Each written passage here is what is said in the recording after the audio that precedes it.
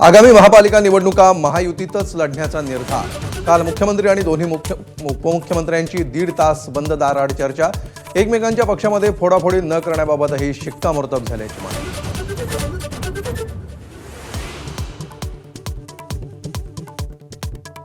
आपला दवाखाना योजना म्हणजे भ्रष्टाचाराची कुरण।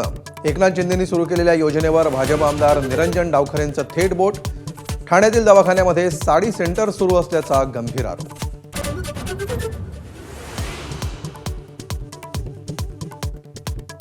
मुंबई अधिवेशनात झालेल्या गोपीचंद पडळकर जितेंद्र आव्हाड समर्थकांच्या राड्याचा अहवाल तयार। बुधवारी विधिमंडळ सुरक्षा रक्षक गोपनीय अहवाल विधानसभा अध्यक्षांकडे सोपवणार।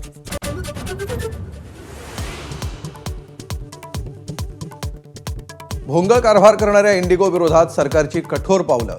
शेड्यूल 5% घटवण्याचे आदेश। कारणे दाखवा नोटीशीवर इंडिगोला उत्तर देण्याचेही निर्देश।